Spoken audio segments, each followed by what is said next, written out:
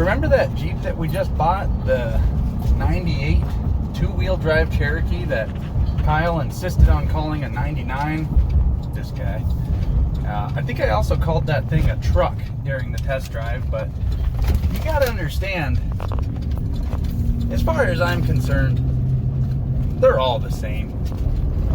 Anyways, we got around to naming that thing and we decided on Xena, the Warrior Jeep.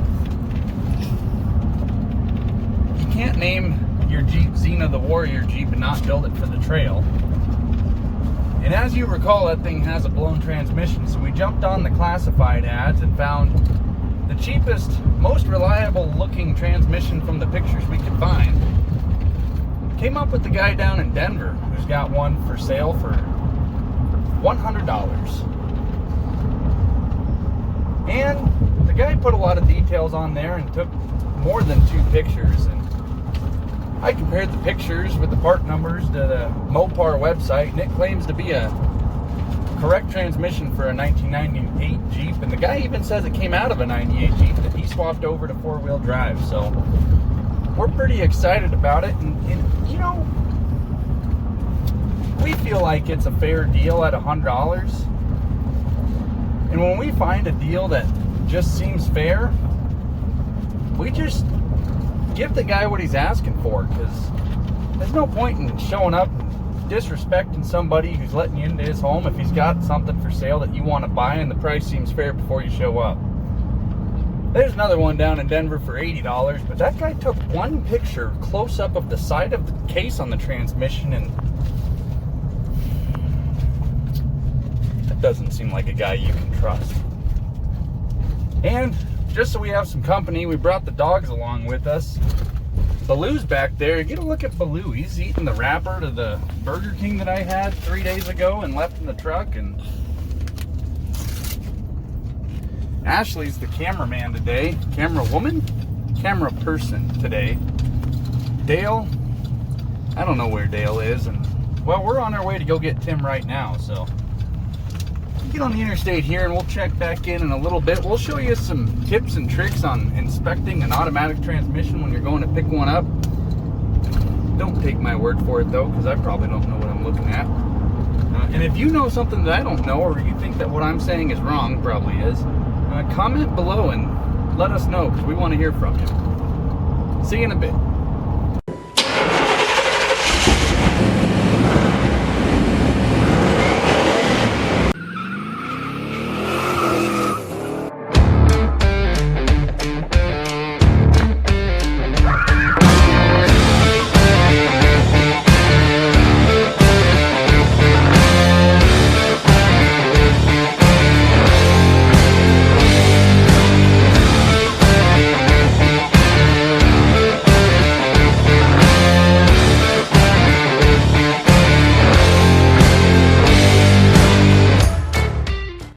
And here it is, transmission that we bought for $100. Now, they've got this sticker up here. It gives you the part number there, and probably a junkyard transmission, because you got the number there and then the number there. Or the guy that we bought it from is just really particular about cataloging his stuff. But even though we've got the sticker up here, you should come down to the manufacturer stamp tag and just confirm on it.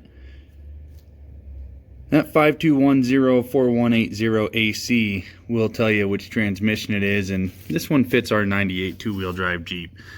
Also got some casting numbers on the side, and people like to ask, how do you tell whether or not an automatic transmission from the junkyard or on the Craigslist or the classified is good? It's kind of like asking, how do you beat the odds at the casino?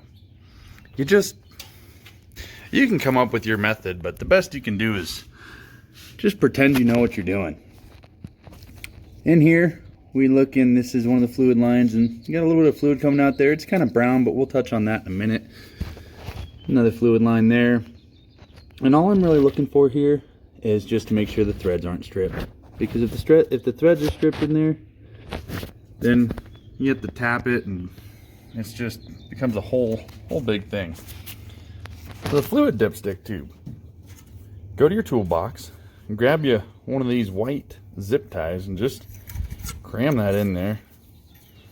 Pull it out, and that'll give you an idea of your fluid. Now this one is really, really brown, but get close to your computer now and just see if you can smell it. Can you? Is it working? No? Well, take my word for it. The fluid is very, very brown. It probably has been changed. Never. But it's not burnt. You don't smell any burning clutch packs, and that's important. I don't want to set that on the bed of my truck, so I'm just going to leave it right there. Scoot around and just pay attention to the amount of wear and grime and rust on the torque converter, and grime in the bottom of the bell housing, and grime on the case of the bell housing, and just see if it matches. If this guy told me this was a 20,000 mile transmission, I'd tell him he's not a very good liar. But he didn't tell me that. He told me it was a 150,000 mile transmission. So, you know what? I believe him. Yep. Maybe 160,000 or 140. But the guy's not far off. Well, now let's come in on the other side. This would be the driver's side of the transmission. You think about your engine up that way, and your wheels that this thing's got to spin are back that way. What are we looking for on this side? Well, we already checked our stickers. Stickers, they're important, but the metal stamp tag is just better.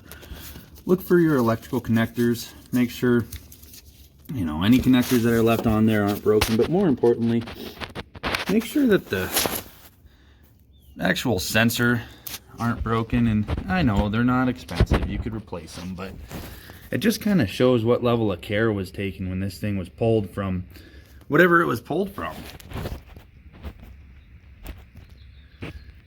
The other thing about this one that was kind of cool is the guy took a lot of care in pulling the throttle valve cable. This is a TV cable.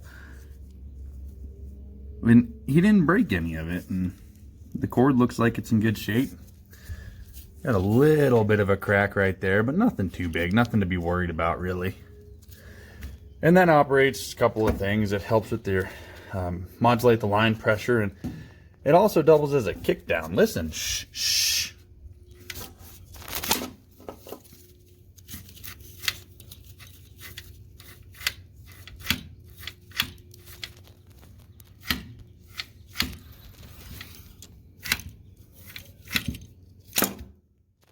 See?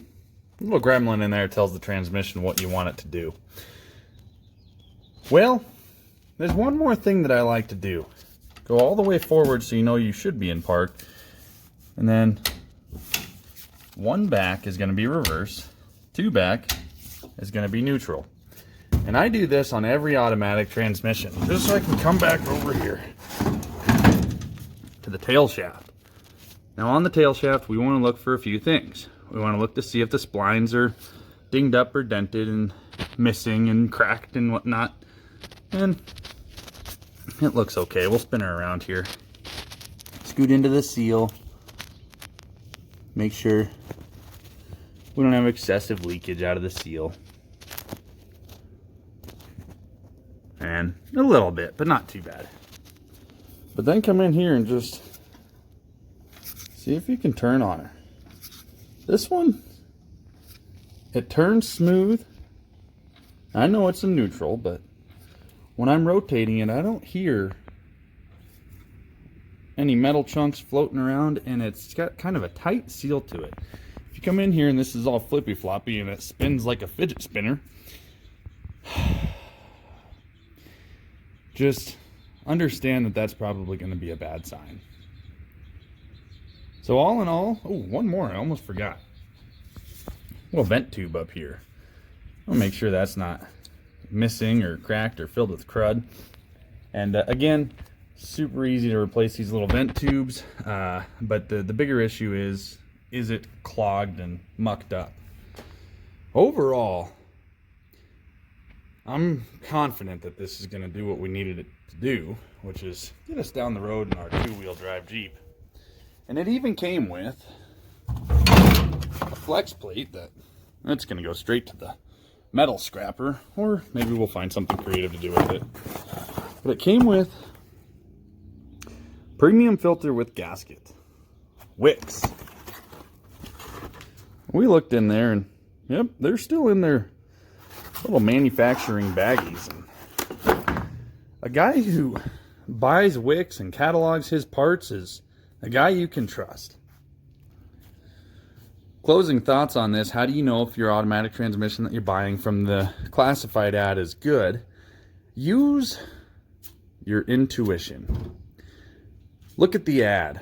Does it have one picture? 5? Are they clear? Are they close up? Does the picture look like this and it says brand new transmission just pulled? Or does it give you a real clear overlay where you've got one here, close up of some numbers, showing you got a torque converter? The guy even took the time to make sure this torque converter doesn't fall off on us, which is nice because otherwise you dump fluid all over the bed of your truck.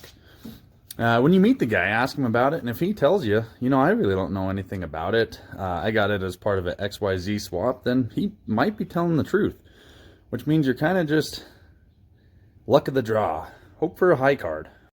But if this guy's telling you that he did a two-wheel drive, four-wheel drive swap on his XJ, and he used Dana 44 axles, and he found a high pinion for the front, and he's got a transfer case MP231 that he pulled out because he went to a twin stick, you know, this, if you start hearing those kinds of things, the guy, he might not be any more trustworthy, but probably more so than the one who thinks that they're driving the V4, or maybe the inline 3, or some other crazy nonsense like that. Fellers and guys and gals, we want to hear from you. What do you do when you buy a junkyard transmission or go on the classified ads? Do you take these steps, or do you just grab it and load it in the back of the truck, cross your fingers, hope and pray that what you got is what you need? Are we missing anything here? Is there a critical step that you think we should have added? I don't know. Stay tuned, because we're going to do the fluid and filter on this transmission, then cram her right into Xena the Jeep Warrior and hit the trails. So don't forget to subscribe so you can see when we take this two-wheel drive Jeep deep into the backcountry.